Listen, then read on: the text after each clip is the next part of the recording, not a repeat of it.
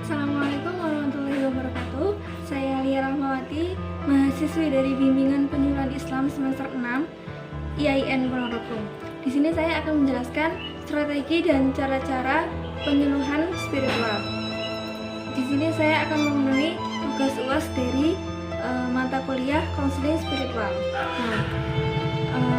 Dalam strategi spiritual ini ada 10. Yang pertama yaitu doa konselor, yang kedua yaitu pemberian informasi tentang konsep spiritual, yang ketiga yaitu merujuk kepada kitab suci, yang keempat yaitu pengungkapan diri spiritual, yang kelima konfrontasi spiritual, yang keenam doa bersama antara konseling dan konselor, 7 dorongan untuk memaafkan antara konseling dan konselor. Terus yang ke-8 yaitu penggunaan komunitas atau kelompok, yang ke-9 doa konseling, dan yang ke-10 yaitu biblioterapi keagamaan. Yang kedua yaitu cara mengembangkan pengajian. Nah, di dalam kehidupan sebagai umat Islam, kita diwajibkan untuk selalu hidup secara Islami, di mana segala hal yang kita lakukan itu harus sesuai dengan ketentuan yang Allah berikan. Nah, di sini setiap muslim harus berusaha mewujudkan dengan cara apa? Kita menjalankan seluruh apa yang kita lakukan itu semata-mata diniatkan untuk ibadah, di mana agar kita mendapat keberkahan dari Allah Subhanahu wa taala.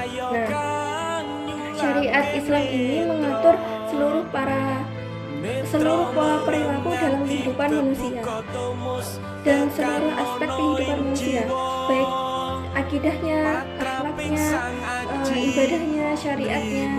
Syariat ini dalam artian syariat khusus, kemudian muamalahnya, dan yang terakhir dalam siasatnya. Nah, untuk itu diterapkan agar kita bisa menikmati apa yang Allah berikan terhadap kita. Nah, dalam kehidupan sehari-hari ini segala perbuatan yang kita lakukan itu harus bersandar pada hukum-hukumnya Allah.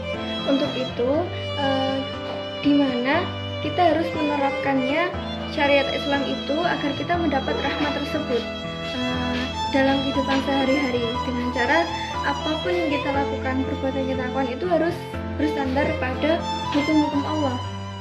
Ketika kita melakukan itu ada dua. Yang pertama, perbuatan kita terhadap Allah Subhanahu wa taala atau dengan hablumillah, dan yang kedua kepada diri kita maupun orang lain.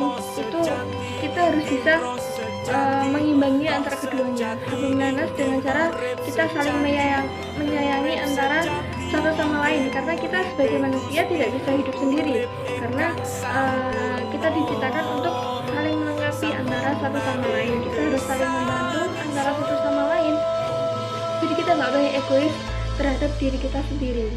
Kemudian hablumillah pun sholat kita, ibadah kita, puasa kita juga harus menyandarkan itu semua semata-mata karena kita butuh itu pada Allah agar kita mendapatkan keberkahan dari Allah. Cukup sekian dari saya. Bila ada kurang lebihnya saya mohon maaf. Akhir kalam, wassalamualaikum warahmatullahi wabarakatuh.